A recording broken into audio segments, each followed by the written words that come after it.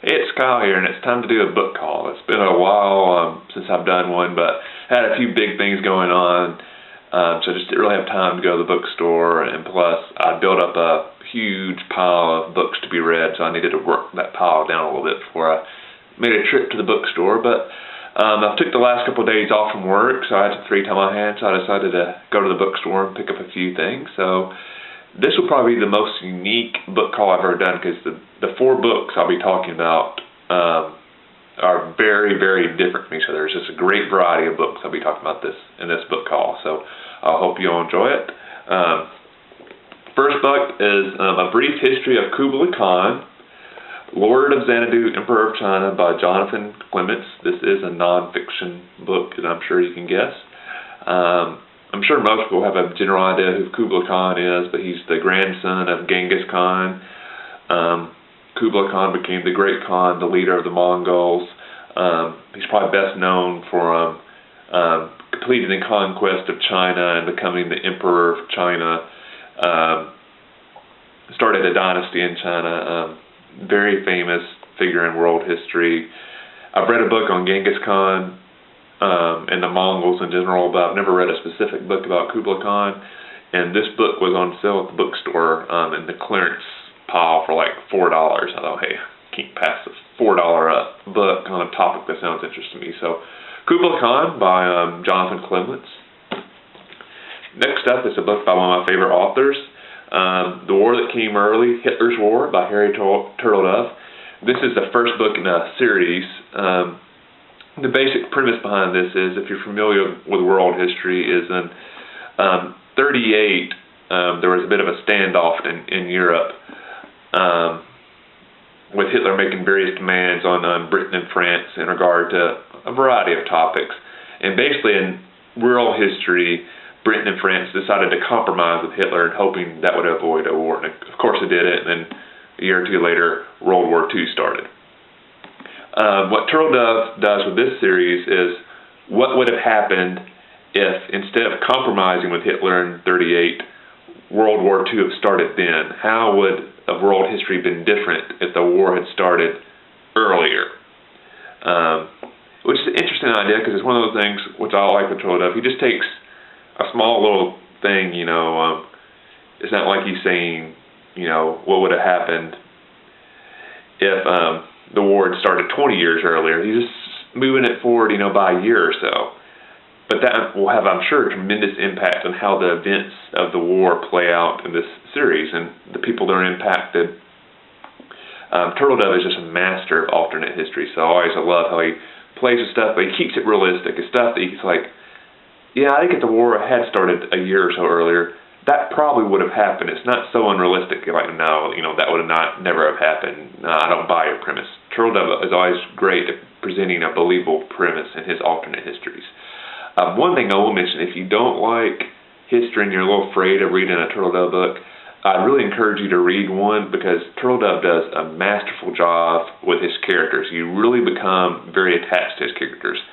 And one great thing he does, he presents all his books typically from several different viewpoints. So, for example, there's a book he's written about what would have happened if Japan had decided to invade Hawaii after they bombed Pearl Harbor. And why I mentioned that, I think it'll probably be similar to this, is that Turtledove presents the viewpoint of the story from all sides. So he has an American soldier, a Japanese soldier, civilians, everybody impacted, and he really doesn't try to pass judgment. He doesn't portray, one person inside as being ultimately evil and the other side as being ultimately good. He shows each side had their reasons, and maybe some have went too far and they've let their logic be twisted to do bad things, but he never presents somebody as just a super villain. They all have reasons why they're doing stuff, which is, I think, is very interesting, because so many times when you have a book, it just ignores one side. You just get a very one-sided view of what's going on. Turtledove is very good at giving you viewpoints from multiple angles of what's happening, so you get an idea of civilians, political leaders, soldiers, generals, everybody, how they view what's going on. So that's one reason why I enjoy Turtledove, and I'm really looking forward to reading this series. So I'm hoping the first book's good, and then I'll definitely be reading the rest of the series. Next up is The Walking Dead Compendium 1. I'm a huge fan of The Walking Dead TV series. The Walking Dead is actually filmed in the same area I live, in the metro Atlanta area, so it's very cool. Of course, it's set in the state of Georgia, the actual storyline, so it's very weird to see buildings and locations that you've been around your entire life be the setting of a zombie apocalypse. So I found that part of the storyline very interesting. But it's just a great show. Like I've heard several people say, it just happens to be a great drama that has zombies in it. If you took the zombies out, the show would still be interesting because the tension and the characters are just so fascinating. It would make a great show anyway, but the zombies just kind of ramp up the tension and ramp up the action and make things more dire and less predictable. So season 2 of The Walking Dead just recently completed, and after I watched season 2, I just decided, I probably need to read the graphic novels that these are based off of. In season 2 of The Walking Dead, they had a talk show afterwards on AMC called The Talking Dead, where they talked about what happened in that week's episode. And one thing they kept on mentioning, well, this was the same as what happened in the comics. They changed this is different. And when a new character would be introduced, this was the characters in the comics, he's a real fan favorite. We're glad they introduced him into the TV series. I thought, well, I almost felt like I was missing some stuff out of the TV series, some extra levels of joy I could be getting out of it because I hadn't read the background source.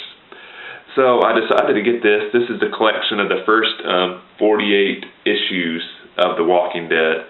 I think they're up to about 70 or so, so I figured I'd read this. If I like it, I can pursue reading the rest of the series. If I don't like it, at least this will give me a little bit better background for probably my favorite TV series at the moment. So, The Walking Dead Compendium 1. I'm really excited to read this one. And the last one's actually a book I did not get at the bookstore. I actually ordered this online. Before I introduce this book, it's probably important to preface this with this statement. I was a political science major in college. So I've always been very fascinated in politics, political history, government in general, stuff going on in politics current day. This has always been a topic that has fascinated me. Well, I think most people, when they major in something, there's usually some little item of that subject that they find fascinating that really doesn't relate to their career path. It's just a subject they find interesting. Well, to me, one aspect of political history, especially American political history, that I've always found interesting is the study of minor political parties or third parties, however you want to term them. I've just always found them very interesting. They've had a tremendous impact on American political history. I've always enjoyed the study, and I had to write several papers on this topic in college on why America hasn't had as many successful third parties as other countries. In other countries, it's very normal to have 3, 4, 5, 6, 7 major political parties. In the U.S., for most of the history, it's been, 2 main parties and then a few parties on the fringe. They're never able to quite break through, and a large part of American political science on this topic is studying, what elements of our political system makes it hard for a third party to break through and become a major political party. So it's just something I've always found interesting. So interesting, in fact, I subscribe to a monthly newsletter that talks about current day third parties and what's going on with them, who they're nominated for president, what their candidates are, ballot access issues around the states. Something, I never really, it's not like I volunteer for a third party. I'm a Democrat. I don't get really involved. I'm not interested in joining a third party. This is a subject I've always found really interesting. So in issue that newsletter I mentioned recently, they talked about a very interesting book, Challengers to the Duopoly, Why Third Parties Matter in American Two-Party Politics, by David Gillespie. I am sure nobody else on this channel will find this book interesting because it is written by a political science. This is the type of book you'd read in a college course, with all the sources and stuff like that. But I am a bit of a political nerd, so I'm very excited to read this book. So I'm hoping you see now why I said this book haul was so unique and had such a great variety, because there's a book on third parties in America, a book on zombies, a book on alternate history of World War II, and a book of Kublai Khan. I mean, that is 4 very different books, none really related to each other, except I guess they all have kind of the common theme of they have some history in them, and I'm a history buff as well. So hope you enjoyed this book haul video. Sorry it's been a while since I've done a book haul. Like I said, it's just been a while since I've bought enough books to really do a book haul video. I will also mention again, like I did in my last video on this channel, I'm getting ready to be a part of a new collab channel, Project Nerdy. Should be a great channel. We're actually starting the channel next Monday, and then each of us will be posting a video one day of the week. I'll be Tuesday's video, so I'm looking forward to the channel starting. I'll be talking about all things nerdy, so I'll put the link in the description box below. If you haven't subscribed yet, subscribe before Monday, so you'll be able to say you've started with the channel from the very first video. So I hope you'll subscribe to Project Nerdy. If you're not subscribed to my channel, I hope you will after seeing this video. Hope you enjoyed the video, and I will see you the next time.